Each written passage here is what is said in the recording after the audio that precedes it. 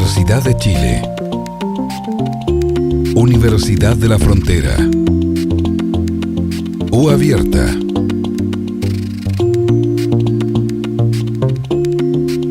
Educación financiera ciudadana.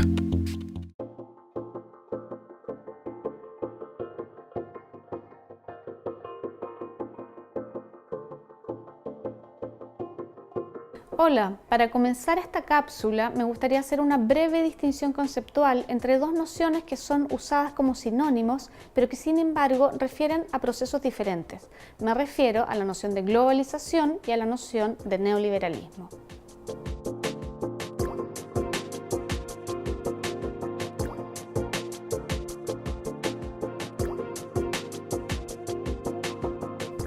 La globalización puede ser entendida como una tendencia histórica hacia la interconexión con actores sociales y escenarios bien específicos. Una definición posible es la que realiza el sociólogo chileno Jorge Larraín, quien señala que la globalización se refiere a la intensificación de las relaciones sociales universales que unen a distintas localidades de manera tal que lo que sucede en un punto está afectado por sucesos que ocurren muy lejos y viceversa. Ahora bien, cuando hablamos de globalización nos estamos refiriendo a un proceso que no es unidireccional ni es homogéneo. Asimismo, tiene efectos que son paradojales. Por ejemplo, en el plano cultural promueve simultáneamente tendencias homogenizadoras, por ejemplo, en el plano de la alimentación, y al mismo tiempo promueve tendencias que son diferenciadoras al valorizar socialmente, culturalmente y comercialmente las particularidades e identidades locales. Hay autores que sostienen que la globalización es un proceso reciente. Para otros, como Wallerstein, se trata de un proceso histórico de larga data que se pone en marcha en el siglo XV y que está asociado a la expansión mundial de la economía capitalista. De este modo, la globalización atraviesa por distintas etapas expansivas y solo a fines del siglo XIX logró articularse a nivel global. Por su parte, cuando hablamos de neoliberalismo, nos estamos refiriendo a una nueva fase del capitalismo, en la que la mayor ganancia se obtiene del movimiento de capitales y no de la producción. Esto gracias a la interconexión de los mercados y al desarrollo vertiginoso de las tecnologías de comunicación.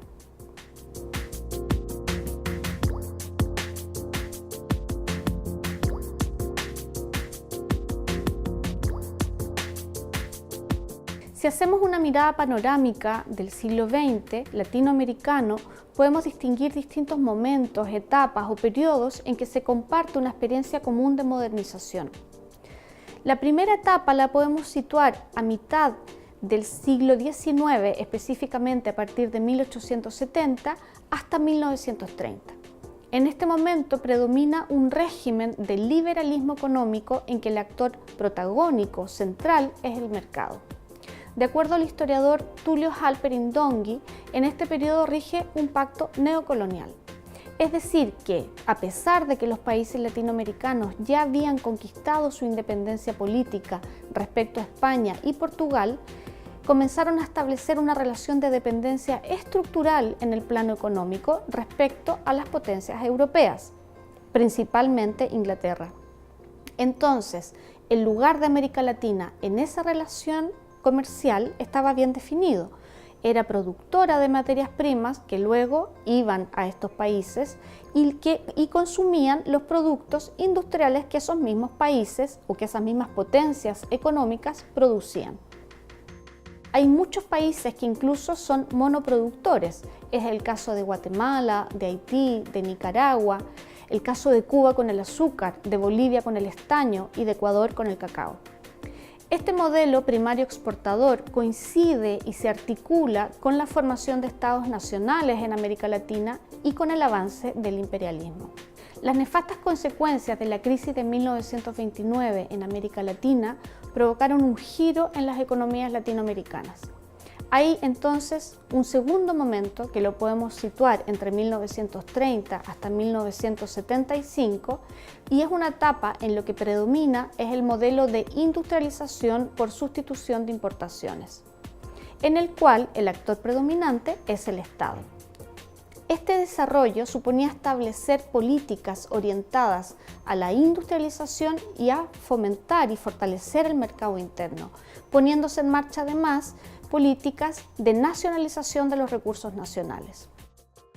Durante este periodo es el Estado el que asume como tarea principal la incorporación de las masas a la vida política y la modernización capitalista de la estructura económica. En países como Argentina, Bolivia, Brasil, Chile, los estados crean organismos públicos específicos para fomentar la industrialización, regular la comercialización y controlar los recursos naturales.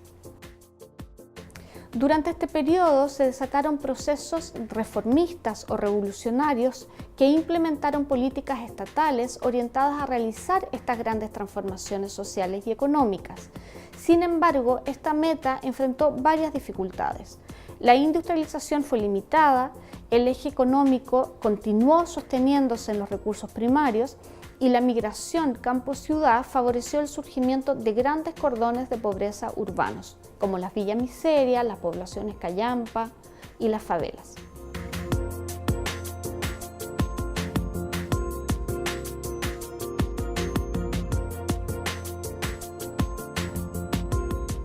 Esta promesa de integración chocó con la integración real que podían ofrecer los estados latinoamericanos y ese anhelo insatisfecho alimentó un nuevo ideario basado en el deseo de la transformación radical de la sociedad.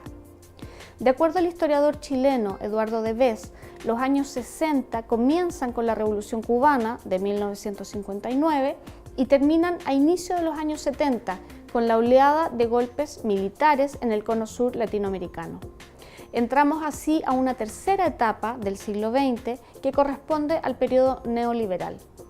El golpe de Estado en contra de Salvador Allende en el año 1973 fue un punto de inflexión, ya que marca el comienzo del fin de este modelo económico basado en la industrialización por sustitución de importaciones.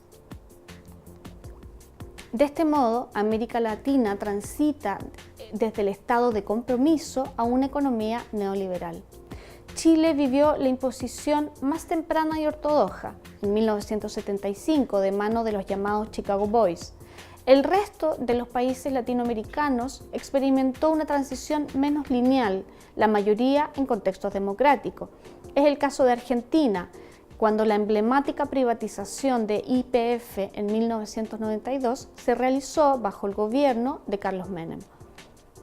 ¿Cuáles son los rasgos centrales de este modelo neoliberal?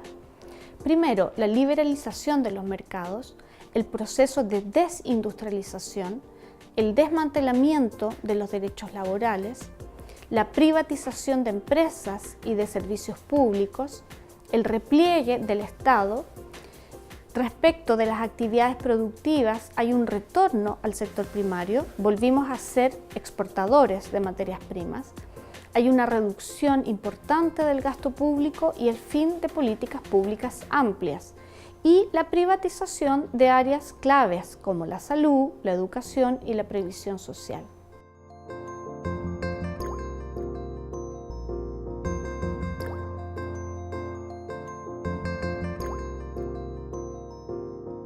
Al reducirse drásticamente el rol intervencionista del Estado, se impusieron fuertes contracciones al gasto social, transfiriendo a la iniciativa privada áreas tan delicadas como la salud y la educación. En este escenario, en los años 90, el Estado asume un rol subsidiario, preocupado de atender solo a los sectores más vulnerables.